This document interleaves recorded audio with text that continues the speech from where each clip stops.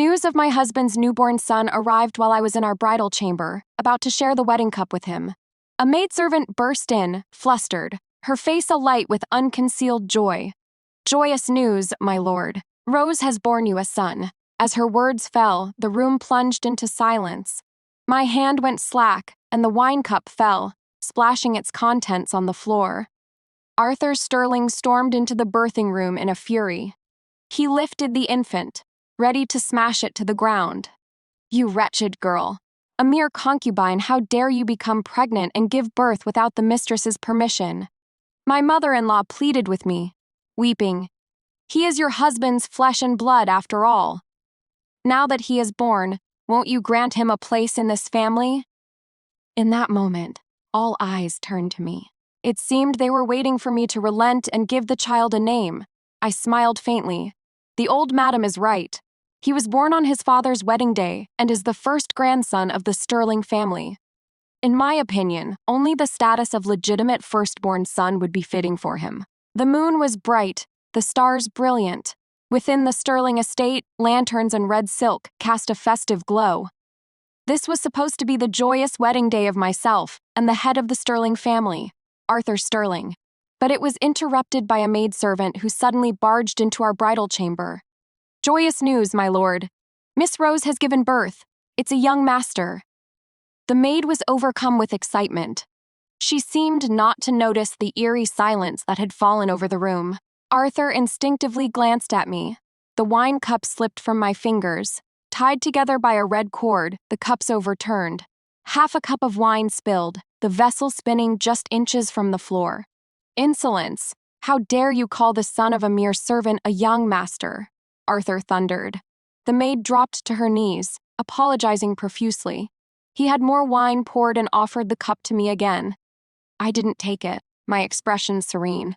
"To be blessed with a son on your wedding night. Aren't you going to see him?" Arthur's face paled, and he stammered a few panicked explanations. When his eyes met my unnervingly calm gaze, he paused. He promised me, "Rest assured, my lady, I will give you a proper explanation." The unfinished wine was placed back on the red tray. Arthur rose hastily and left, taking the room's crisp, pine-like fragrance with him. "Lead the way," I said, my expression cold. I glanced at the still kneeling maid. For her to dare report the good news on a day like this, she must have been acting under someone's orders. I suspected today's drama could not proceed without me. The maid's eyes, wide with surprise, met mine for a second before she quickly looked down. "Yes," she whispered. She turned, bowing, and led the way. After a long winding path, we arrived at a remote small courtyard. Though secluded, the yard was crowded with people. As I entered, I could hear Arthur arguing loudly with someone. As I drew closer, I saw him. He was holding a baby aloft, poised to throw it to the ground. A circle of maids and matrons surrounded him, pleading desperately, terrified he would suddenly let go before they could catch the child. I stood in the outer room, watching without a word. Then someone shouted, "The mistress is here, mistress. Save us." Arthur's hand holding the baby trembled. He closed his eyes and spat out a hateful reprimand. "You wretched girl, a mere concubine. How dare you become pregnant and give birth without the mistress's permission? Today I will dispose of this abomination to restore the family's honor. Stop. If you dare touch my grandson, I'll dash my head against the wall." The old madam trembled with rage, blocking his path. Now that the mistress is here, this matter should be for her to decide. The woman who had looked ready to faint from anger just moments ago now swept to the doorway like a gust of wind. She pulled me to stand before Arthur. "He is your husband's flesh and blood after all. Now that he is born, won't you grant him a place in this family?" she asked, her words laced with a subtle threat. Arthur hesitated, a look of pity on his face. He was waiting for me to speak. I watched this farce with cold eyes, my voice dripping with irony. The old madam is right. He was born on his father's wedding day and is the first grandson of the Sterling family. In my opinion, only the status of legitimate firstborn son would be fitting for him. At the words, legitimate firstborn son, Arthur's face went white. The old madam breathed a sigh of relief. The maid kneeling at Arthur's feet kowtowed to me desperately. "Thank you, mistress.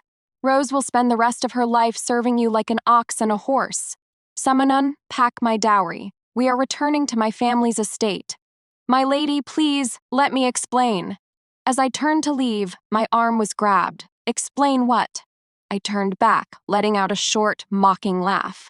Explain that the child isn't yours, or that you, the master of the house, were deceived by your servants for 10 months along with your mother. Or perhaps that today's entire spectacle wasn't a calculated plot to force me to accept this child. The more I spoke, the colder my expression became. To put it plainly, the Sterling family had tricked me into this marriage. It was a deliberate humiliation of my family, the Vances. Arthur's apparent defense of me was, in reality, weak and ineffectual. It was clear he wanted me to swallow this bitter pill in silence. He knew that I was not favored in my own family. My father and stepmother would certainly not stand up for me. But they all seemed to have forgotten something. I am a merchant. And the one thing a merchant never does is accept a loss. The grip on my arm loosened. I wrenched it free. Arthur could not have been ignorant of such a blatant scheme. Even if he had been deceived by his own mother, what did that have to do with me? In the end, the concubine was his. The child was his. Stop. If you dare to leave, I will have my son divorce you. By tomorrow morning, all of Bexley will know that the Vance daughter was cast out on her wedding night. When that happens, it won't just be you. Your sister's reputations will be ruined as well. I turned to face the old madam's triumphant smirk. Perhaps she thought my hesitation meant she had me in her grasp. Her face hardened, her voice growing sterner. Let me be honest with you. Rose is no mere concubine. She is my niece. We were just waiting for you to marry into the family. Mother, Arthur cut her off sharply, turning to me with an urgent explanation. I will not make her my concubine. If you are unwilling, I can vow to never take another concubine for the rest of my life, to have only you. Things have come to this. I only ask that you give me one more chance. As if fearing I wouldn't believe him, he raised 3 fingers in a solemn oath. I narrowed my eyes, my gaze growing colder. And if I say no, will you do as your mother says? Now, I wanted to test him to see how much sincerity he truly had for me. He hesitated for a moment. I smiled. Arthur Sterling, you still don't know me well enough. Perhaps once, I had felt a fleeting flutter of my heart for this man.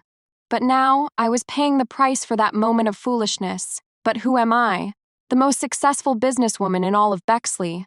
The last thing I fear is paying a price. When I returned home with my grand procession of dowry carts, the gates of the Vance estate were shut tight. My governess, Martha, knocked for a long time, but no one came. She couldn't help but curse. A useless bunch of ornaments. They think because the young mistress is married, they can slack off and not even guard the gate. After her outburst, her eyes reddened. I knew exactly what was happening. For years, I had followed my uncle, spreading my business across Bexley. My stepmother had always been displeased. She resented me for shaming the family by showing my face in public. And she resented me for not bringing home the money I earned for her to use. This time, she had used my grandmother's illness to seize control of my marriage prospects, wanting to marry me off as a second wife to her own nephew. By a twist of fate, I ended up marrying the fine husband she had chosen for her own daughter. Naturally, she could not tolerate my presence now. I immediately ordered the procession to turn around, to West Street. I had long known I had no place in that house, so I had already purchased several properties for myself on West Street. A house is a home, a place of my own, where I could feel safe. Just as the old madam had predicted, by the next morning, the city of Bexley was buzzing with rumors. They said the Vance daughter had infuriated her mother-in-law on her wedding night, causing the old woman to faint, and had been thrown out of the Sterling house on the spot. There was no mention of the child. The Vance family also made a public announcement. The unfilial daughter, Eleanor Vance, was no longer associated with the Vance family. The ladies and noblewomen of the city all regarded me with shame. My dozen or so shops were all affected. Early in the morning, reports started flooding in. There was a riot at the pastry shop. They looted the place. We lost over 100 silver pieces. Several groups of ladies came to the jewelry store today, claiming our gold pins and jade ornaments were faulty and demanding refunds. The amount is substantial. The cosmetics shop, too. Some women I've never seen before came in, shouting that our products were defective and demanding compensation. And everyone was in a panic. It wasn't just refunds and trouble-making. Even regular customers, believing the rumors, had taken their business elsewhere. Who would dare buy anything from the shop of an immoral, unfilial, and unjust person? The situation had escalated so quickly, it was obvious someone was orchestrating it. As I was racking my brain for a solution, Arthur Sterling arrived. He didn't mention the child. He didn't mention Rose. His forehead was dotted with a thin layer of sweat, and he spoke, panting. "Do you remember why you married me, please? Just continue to use me." "I am willing." I frowned and looked past him. "Arthur Sterling, are you aware of how much money I have lost today because of your family's affairs?" If Arthur hadn't mentioned it, I would have almost forgotten. Not long ago, my maternal grandmother had fallen gravely ill. The doctor said her time was short. Her only remaining worry was me. My stepmother seized the opportunity, trying to arrange a marriage between me and her widowed nephew. My father, who had long been displeased with me for conducting business in public, actually agreed to her scheme. To avoid their manipulation and protect my ailing grandmother from further distress, I rushed back from my grandmother's home as soon as I heard the news. In my desperation, I went to Arthur. "Arthur Sterling, marry me." Our grandfathers had been friends. After his father passed away, my family had provided them with much assistance. So, we had known each other since childhood. Of the few men I knew, he was the only one I considered a tolerable candidate for marriage.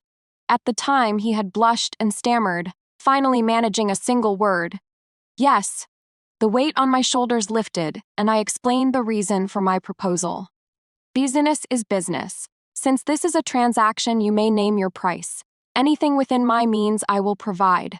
Since it was to be a marriage in name only, it was best to keep it about money. It was cleaner that way." The moment I finished speaking, the blush faded from his cheeks.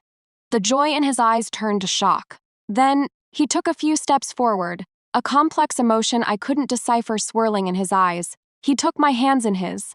"If this is a transaction, it should be an equal exchange. If I offer my true heart in marriage, Miss Vance, would you be willing to offer yours in return?" If it had been anyone else, I would have scoffed. But facing Arthur, I couldn't laugh. His feigned composure, the serious look on his face, and the way his hands tightened unconsciously made my head spin for a moment. For years, I had secretly funded his studies. Aside from the friendship between our families, I also thought he was a decent person.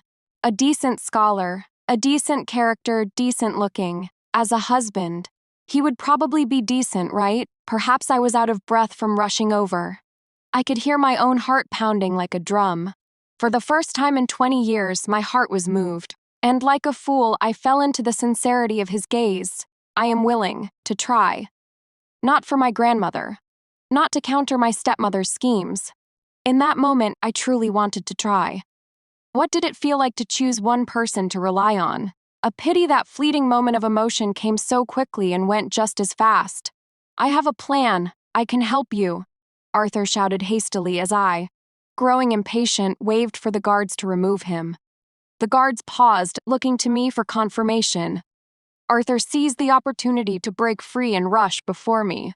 "The damage to Vance and Company's reputation, and your family's attitude towards you, it all stems from our marriage. If you don't mind, I am willing to do as you first suggested. We can be a couple in name only. Once your business recovers and your grandmother is at peace, if you wish to leave, we can divorce at any time." Seeing my silence, he quickly added, "Or I can write the divorce papers for you now. You can hold on to them and leave whenever you wish. How does that sound?" "Fine." This time, my reply was swift. Arthur hadn't expected me to agree so readily. A look of pleasant surprise crossed his face. He immediately began writing the divorce papers in the courtyard. With a flourish of his brush, a beautifully worded document was complete. I glanced at it. It was filled with tender sentiments, expressing deep reluctance and regret. But once a heart has grown cold, it cannot be warmed again. I impassively handed the papers to Martha, who stood behind me. She hesitated, opening her mouth as if to persuade me. A single look from me silenced her. "I have accepted the divorce papers. Our marital bond is now severed. You may leave." "What?" I ignored his disbelief and had him escorted out. Then, I gave a series of firm orders to the managers behind me. Anyone causing trouble or looting, send them to the authorities and press charges to the fullest extent. For those wanting to return jewelry, items from within the last 3 days can be returned. For older purchases, if confirmed they were bought from our stores, they can be returned for a partial refund. As for the cosmetics shops, bring in a doctor from the apothecary. If it's a genuine allergic reaction to our products, we will cover all medical expenses. If they are just making trouble, send them to the authorities. We'll claim they're attempting extortion. Unless they can produce evidence, we will sue them. Furthermore, starting today, all shops will offer a 10% discount. The reason? To celebrate the Sterling family being blessed with a legitimate firstborn son, and hire a few storytellers. Have them spread the tale of my dear stepmother's schemes as well. The public didn't know the truth. They loved gossip and enjoyed kicking someone when they were down. Instead of empty denials, I would give them a show they wouldn't forget. And while I was at it, I'd make an example of them. Things had escalated so quickly, there had to be instigators. Fortunately, the money I had spent greasing palms at the magistrate's office over the years would not go to waste. After giving my orders, I was about to write to my uncle when I paused. Something wasn't right. Arthur's mother, though the mother of a scholar, was from a farming family. When she married, the Sterling family was already in decline. Even with her so-called niece, it was unlikely they could stir up so much trouble on their own. And the Vance family's eagerness to kick me while I was down was too swift, too harsh. With this in mind, I doubled the payment for the storytellers. The storytellers, well paid, spun their tales with gusto. One story after another. The listeners were filled with righteous indignation. They cursed my stepmother, Lady Vance. They cursed Arthur's mother. They cursed Rose. They cursed Arthur. And finally, they cursed me too. If you ask me, this storyteller must have been paid. She tried to be clever and failed. She should think about it, a mere merchant's daughter. If it weren't for this scandal, why would the Sterling family ever marry her? She got a good deal and is still complaining. She is probably just making a fuss to control her husband in the future. Businesswomen are full of tricks. If I were the Sterlings, I'd ignore her for a month. Would she really dare to divorce him? Everyone said. I had married Arthur to climb the social ladder. They called me a lowly merchant girl, and him a noble scholar. It seemed no one remembered that I too was once the daughter of an official. After my maternal grandfather passed away, my father failed to secure a position in the government, and the Vance family became commoners. Even so, with my own 2 hands, I had maintained the Vance family's wealth for many years. Our clothes and lifestyle were no less grand than when my grandfather was alive. And Arthur Sterling, all these years, had relied on the Vance family, on my financial support to achieve the success he had today. We each made our own way in the world. I never asked him for anything in return. Nor did I ever use my support to pressure him into marrying me. How could this be my fault? Martha overheard these comments and cried until her eyes were red. When your mother entrusted you to me, it is all my fault for not protecting you, for letting you suffer such injustice. Martha, what are you saying? If you hadn't risked your life to protect me so many times when I was young, I don't know what would have become of me. I certainly wouldn't be where I am today. I was genuinely grateful to her. She was my mother's dowry maid. After my mother passed away, she could have returned to my grandmother's home and married well. But for my sake, she stayed with the Vance family for over a decade, never marrying. But to see you so wronged, my lady, and to be powerless to help. Tears streamed down her face again. I took out a handkerchief and gently wiped her tears away, but she only cried harder. My lady is so capable, so much more capable than that Arthur Sterling. How could they slander and hurt you like this? Dear Martha, I gently hugged her. Let them slander me. As long as you know that I am stronger than them, that is all that matters.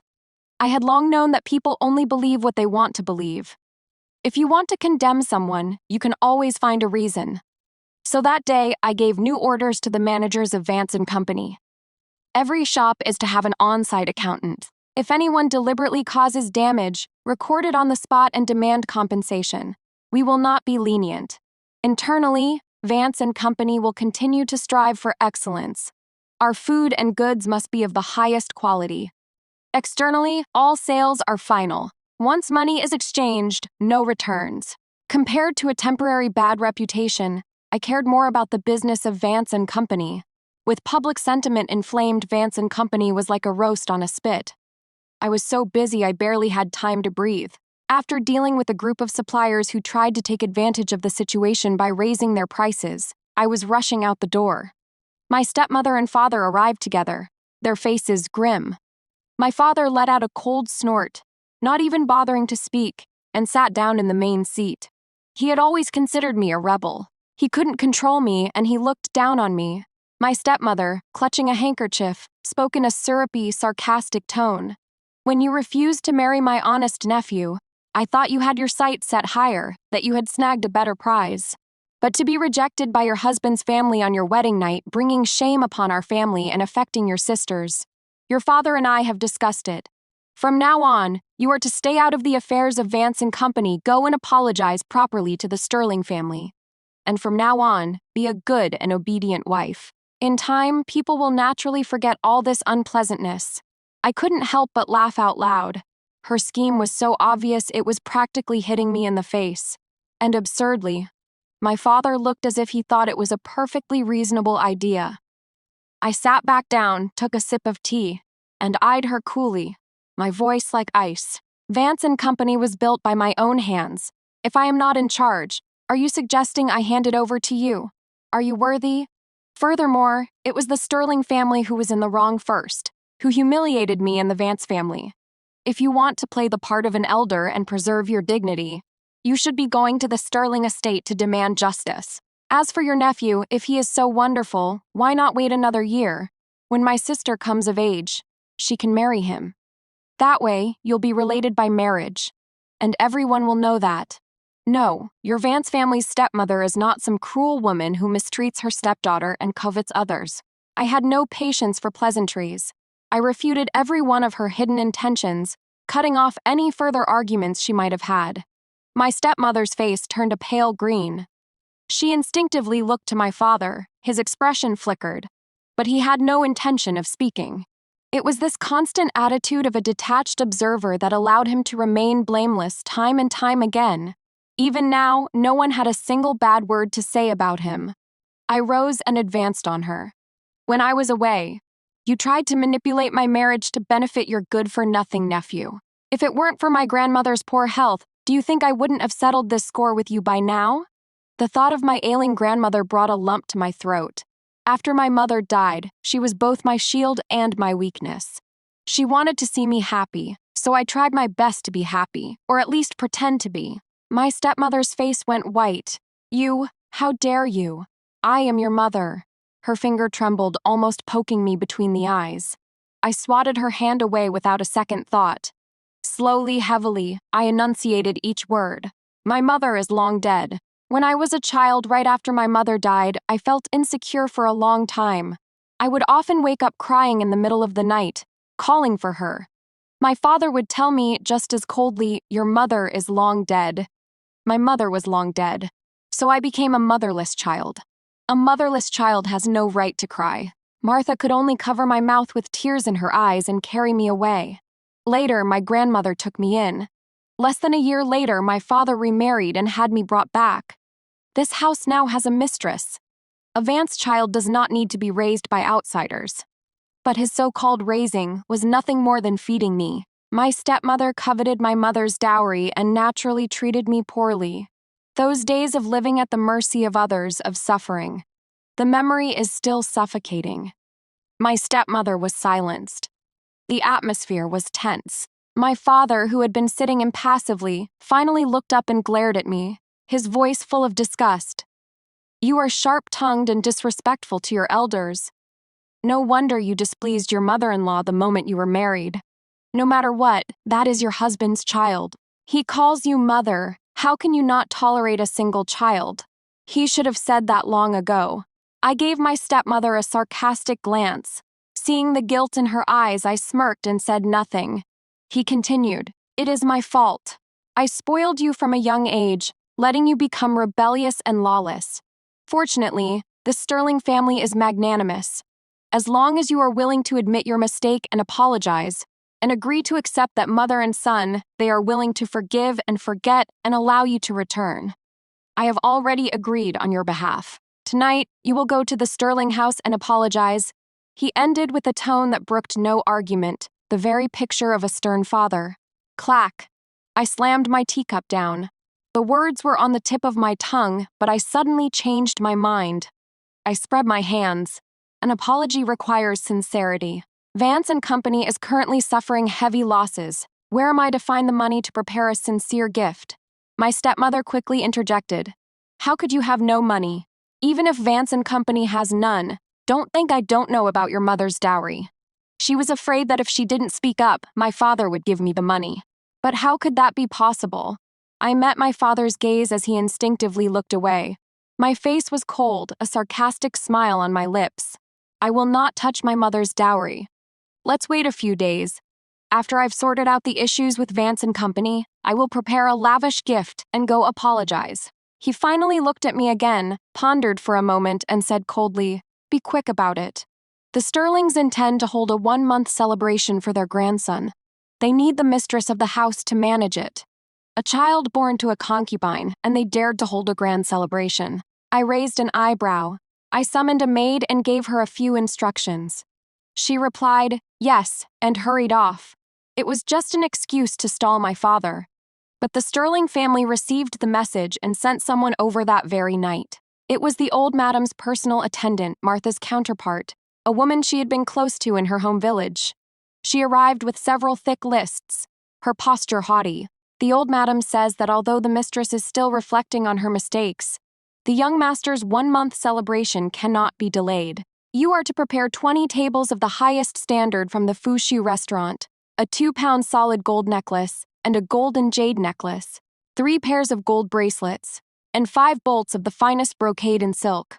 You must invite all the esteemed guests on this list. Furthermore, the old madam has specifically instructed that on the day of the celebration, an announcement will be made to elevate concubine Rose to the status of a proper secondary wife. She is a great contributor for having borne a son, so her ceremony must also be of the highest standard. Do you understand? A crone from the mud, thinking she had become a phoenix by marrying into a great house. She was the very picture of a dog borrowing its master's might. All she cared about was bleeding me for money, without even considering if a newborn could bear the weight of a 2-pound gold necklace around its neck every day. I didn't even bother to look at her. "Leave the things and get out." She didn't move. Her greedy eyes were fixed on the jade bracelet on my wrist. "I've made the trip all the way here. Surely the mistress can spare some silver for my troubles." My eyes turned cold. A maid immediately stepped forward and slapped her hard across the face twice. "What kind of filth are you, trying to extort our mistress? Get out!" The woman flinched, turning to flee. At the doorway, she let out a loud cough and spat a thick glob of phlegm onto the priceless carpet. "What is this nonsense? Not even a tip for my trouble. You just wait. When you come back to the Sterling house, see how my old friend deals with you." The next second, she ran into a wall of flesh. Meeting a pair of fierce eyes, her arrogance vanished. "What do you want?" "I am the old Madam Sterling's best friend. If you dare harm me, she won't let you get away with it." She tried to act brave, but her legs were trembling so much she could barely stand. Without a word from me, my servants held her down, awaiting my orders. "Take her to Lord Sterling. Watch her and make her repeat every word she just said. One mistake, one slap." She was just a servant. I didn't want to stoop to her level, but I had more important things to do. Until the issues with Vance and Company were resolved, I couldn't go back to care for my grandmother in peace. I couldn't let the Sterlings ruin my plans. Fortunately, despite all the public criticism, when people saw that Vance and Company was offering a 10% discount, and that the quality of the jewelry was even better than before, and that the pastries seemed a bit larger, they continued to shop there, even as they cursed my name. Didn't they say 10% off? Only a fool wouldn't take a good deal. If we all buy something, she'll earn less. Let's buy as much as we can and bankrupt the wicked merchant. Others, though not quite understanding the logic, felt there was some truth to it. The few who weren't swayed and tried to urge reason were convinced by the others. If we don't buy now, are we going to wait a few days and pay full price? And so the slogans to buy is to earn and buy out Vance and Company, leave them with no stock to sell spread through the streets. Busyness at Vance and Company boomed again. A single day's revenue was equal to 3 to 5 normal days. Some shops even saw a dozen times their usual daily revenue. When the managers came to see me, they couldn't wipe the smiles off their faces. That was a brilliant move, mistress. I thought we were in for a tough time. It was a tough time. Fortunately, I realized in time that Arthur's uneducated mother wouldn't have the cunning or the means to use me to attack Vance and Company. It was likely someone with ulterior motives was using the opportunity to cause trouble, so I decided to play along. Of course, my managers only dared to be happy in my presence. Once they returned to their shops, they wore expressions of deep sorrow. The more customers they had, the more their brows furrowed in mock despair, as if Vance and Company were on the verge of bankruptcy. In reality, every shop was swarmed with customers from the moment they opened. They had to close 1 or 2 hours earlier than usual. Some were only open for 2 or 3 hours a day. Every day, I looked at the account books, my mood growing heavier and heavier. Finally, I was forced to take my people back to the Vance estate, not to ask for help, but to take things. The Vance family has lived off of me and Vance and Company for years. The company's accounts have never been part of the household books, but many of the things in this house were bought with my money. Now that Vance and Company is in trouble, what is wrong with me selling these things to tide us over? My stepmother tried to stop us, but her pampered servants were no match for the strong, burly women I had brought with me. While my father was out, I pointed out the most valuable items, one by one. I pointed. They carried. By the end, we had filled 2 large carts. The once magnificent estate now looked much dimmer. As I was leaving, I turned my back to my wailing stepmother. "What are you crying about? There are still plenty of treasures left in the house. Tell my father that when Vance and Company recovers, I will return these things twofold. By then, the Sterling family will surely look upon our Vance family with higher regard." At my words, my stepmother's eyes rolled back, and she fainted amidst the cries of her maids. Besides the Vance family, I also paid a visit to all the clan elders who had benefited from my generosity over the years. I didn't even look at them. Vance and Company is just facing a small setback. I've been in business for many years and have earned a lot of money. A small loss is nothing. With a little help from my elders, we will get through this quickly. These people were used to taking, never giving. I was done indulging them. If a loan is out of the question, then please return all the money and treasures you have taken from me over the years. In addition to the strong women and guards, I had brought a troop of drummers and gong beaters.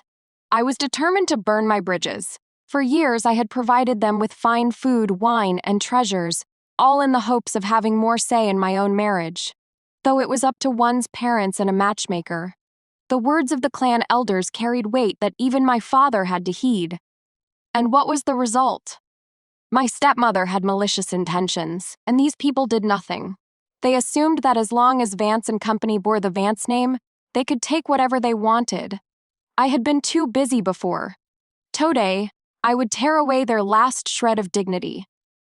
The owner of Vance and Company has gone mad. The company is going bankrupt. More than bankrupt, I hear she is in massive debt. Even with the entire Vance and Sterling fortunes, she can't fill that hole. The common folk always believed whatever they heard. After my series of actions, they were convinced that Vance and Company was finished. Some even began to pity me. For a woman to build such a business, she must be quite something. Indeed, a single woman supporting an entire great family. I've never heard of such a thing. A pity she is just a woman. A woman causing such a disaster. She'll probably be abandoned by her family. No wonder the Sterlings were so clever to get rid of such a bride so quickly. The rumors grew wilder. Although the Vance family had said they were severing ties with me, they had neither removed me from the family registry, nor written a formal letter of disownment. So it wasn't official. I had to give them a push. The clan elders, having lost both face and money, were probably itching to tear out the page with my name on it from the registry. Now, everything was in place. I waited patiently. But instead of my family, Arthur came. It was late when I returned home after finishing my business. Bathed in moonlight, I found him pacing anxiously outside my gate. He must have been there for a while. He was covered in a layer of frost. Seeing me alight from my carriage, he strode forward to block my path. Is Vance and Company in trouble? Do you need my help? He then corrected himself. No, not help. We are husband and wife. Your business is my business. Pack your things today and come back with me. I will speak to my mother personally. As for the aftermath with Vance and Company, leave it to me. He finished, waiting cautiously for my answer. Though I was exhausted, I couldn't help but study him for a long moment. We hadn't seen each other in days, but the worry in his eyes seemed genuine. Perhaps it was sincere, but that sincerity would be halved when faced with his mother. And halved again when it came to his newborn son. Half of a half was not enough. I feigned a look of confusion, then explained as if in sudden realization. I was too busy these past few days. This afternoon, I had someone deliver the divorce papers to the magistrate's office. As of now, we are in fact no longer husband and wife. Once the papers were filed, there was no turning back. But I had lied to him. I had held on to the papers to keep the Vances in check.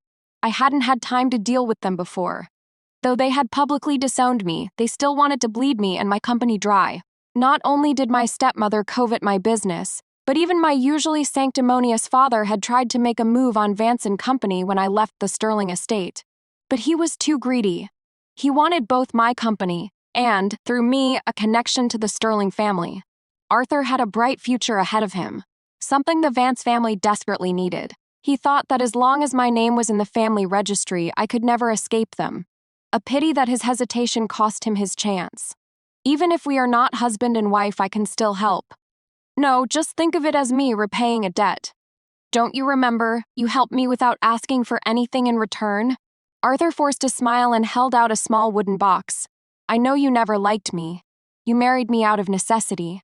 But I truly love you. Inside this box are all the deeds to the Sterling family's lands and shops. Take them for now. If it is not enough, I will find another way. The autumn night was cold. I saw a thin layer of frost on his eyebrows. Suddenly, my heart felt light. I refused his offer, reminding him gently.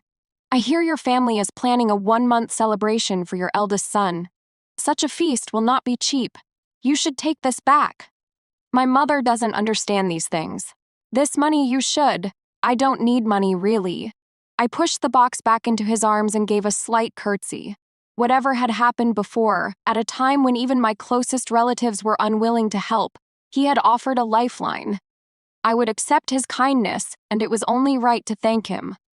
From now on, we owed each other nothing. When my father learned of my divorce from Arthur, he could no longer sit still. You worthless thing. I knew from the day you were born that you were a curse on this family. This was the first time since I had founded Vance and Company that he had shown his malice towards me so openly. His twisted face merged with the one from my childhood that would so often beat and scold me. But this time, I was no longer afraid. I met his pressure with a sharp retort. You reap what you sow. If I am a curse, what does that make you? He had previously resisted the pressure from the clan elders to deal with me because he was waiting to see Arthur's attitude. Once the news of our divorce was out, he immediately summoned the elders. The entire hall of elders who had fed off my wealth for years now glared at me with fury. They clamored to open the ancestral hall and strike my name from the family registry. My father wrote the letter of disownment on the spot. He had a copy made and posted it in the busiest part of the market square. The unfilial daughter Eleanor Vance, disrespectful to her elders, without virtue, arrogant, and rebellious. From this day forward, she is expelled from the Vance family, stripped of her surname. Henceforth, in life and in death, she has no connection to the Vance family. It was a thick document, said to be 3 full pages of curses against me. It was as if a decade of pent-up rage had been unleashed onto those 3 sheets of paper. I only glanced at it to confirm it was the disownment letter before having Martha put it away. Martha looked as if she wanted to tear the papers to shreds, but I stopped her. We can't tear this. If someone tries to go back on their word one day, we will have proof. Her expression changed from anger to joy. You are right, my lady. I will keep it safe. I will keep it very safe. Now everyone thought I was finished, waiting to see me become a laughingstock. To see how a woman abandoned by both her husband's and her own family would fall from grace. To see how the Wonder Woman of Bexley would come crashing down. But the next day, Vance and Company opened for business as usual. Not only that, 20 new Vance and Company shops opened overnight in the neighboring city of Essex. I had stalled my father precisely so I could make these preparations. After the storm, a new dawn. Now, completely free from the Vance family, I could finally expand Vance and Company as I had always wanted. Our mistress says that to celebrate the opening of our new stores, all Vance and Company locations will offer a 15% discount for 5 days only. After 5 days, all prices will return to normal. The shopkeepers' calls drew in crowds of eager shoppers. No one had time for idle gossip, to debate whether the Vance family had disowned me too hastily, or if the Sterling family had made a grave mistake. Fortunately, Vance and Company was well prepared this time. Every shop was well stocked, and we made a fortune. After 5 days, everything returned to normal. Though the prices went back up due to the quality and popularity of our products, business remained brisk. After everything was settled, I rushed to my uncle's house. I was eager to know how my grandmother was doing. The moment I saw him, I received a stern lecture. "You child, how could you handle such a big matter without discussing it with your family?" I felt a little guilty. "Didn't I write to you? You think that gives you the right?" My uncle glared at me, his scolding raining down. "That wasn't a discussion, that was a notification. And you told me not to let your grandmother know. Your grandmother may have been spared the worry, but do you know how anxious I've been? If something had happened to you, how would I have answered to your grandmother and your mother?" As he spoke, his eyes reddened. He had been caring for his ailing mother while worrying about me. No wonder he looked so much thinner. But this was something we had discussed long ago. Though my uncle had taught me business, I was still a Vance daughter. From the first time my stepmother tried to take Vance and Company from me, and my father tacitly allowed it, I had prepared for this day. I just never imagined that my stepmother would dare to meddle with my marriage, and that my father wouldn't object to such a vile person. I had to act decisively. Who knew that marrying Arthur would also be a mistake? A well-read scholar manipulated by 2 illiterate peasant women, and I was dragged through the mud with him. But despite my anger, I decided to turn their plot to my advantage. The situation was urgent. "I had no choice," I said, lowering my eyes. No matter how justified my explanation, it lost its force in the face of a loved one's tears. So I accepted my punishment. 10 days later, an invitation arrived from the Sterling family. It was for their eldest son's 1-month celebration. The handwriting was not Arthur's. He had previously explained to me helplessly, "My mother is from a farming family. She doesn't understand the rules and etiquette of high society." I was also kept in the dark about the child. As for a 1-month celebration, that is, of course, out of the question. High society was not just about matching status. Though a master could have a concubine before marrying his main wife, a concubine was different from a secondary wife. And for a family like the Sterlings, to have a concubine give birth on the very day of the master's wedding was not just an insult to the new bride, but to her entire family, let alone holding a 1-month celebration for the child. But my father and stepmother had been eager to kick me while I was down and seize my company, which had made the old madam misjudge the situation. Not only did she want to hold a celebration, but I heard she also planned to find a new match for Arthur at the event. And Arthur's acquiescence was, it seemed, to be expected. Any other family would be trying to hush up such a scandal, but the Sterlings are practically beating drums and gongs to announce it to the world. How amusing! My uncle sneered as he saw me staring at the invitation. I agreed earnestly. Yes, it is a good thing I cut my losses and divorced him early. I was relieved, yet a little regretful. My uncle flicked my forehead.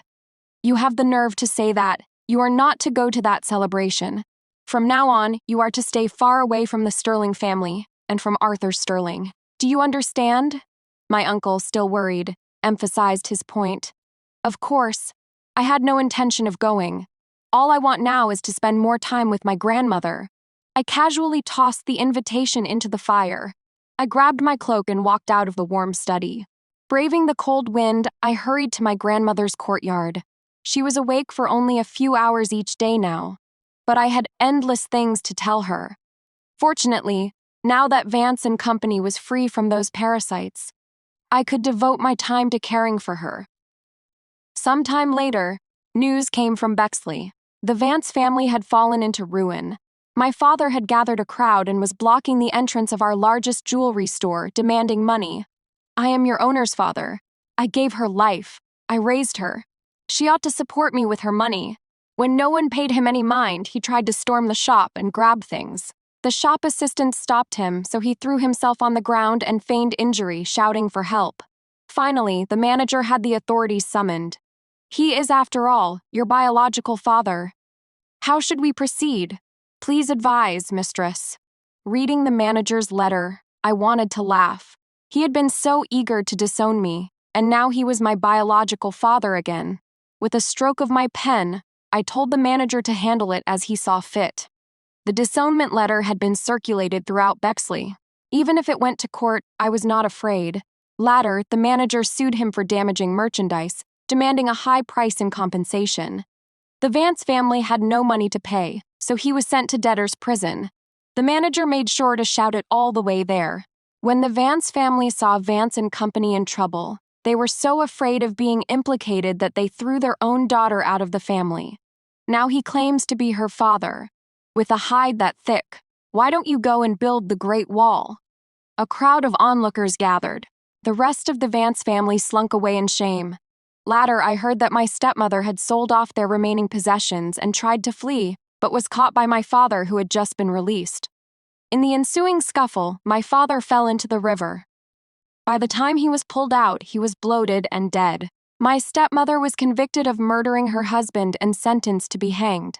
The great Vance family had fallen into ruin overnight. It was a sad tale. 3 years later, Vance and Company had grown larger and larger.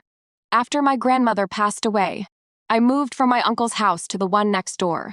Later, I moved to the capital. My uncle said I was a natural-born merchant. The capital, at the foot of the emperor, was a place of immense wealth and intoxicating luxury. But it only made me long for the beauty of the South. And so, the shops of Vance and Company spread further and further south. 5 years later, a female tycoon emerged in the South. Overnight, the women of Bexley began to learn business. Women who had once been confined to their homes bravely stepped out. Some women, when their businesses failed, even blamed their husbands for holding them back and divorced them without a second thought. They all claimed the owner of Vance and Company was once on the verge of losing everything. It was only after her divorce that she rose from the ashes and made her business a great success. They tried to imitate me, but they didn't understand the true meaning of business.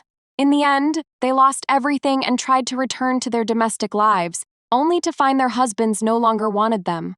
And so, a group of destitute women spent their days cursing me for destroying their families and ruining their happiness. Others looked on with envy but dared not take the first step. They could only sigh in their boudoirs. Not everyone can be like Vance and Company and catch a lucky break. The owner was just purely lucky. When Martha heard this, she would fume.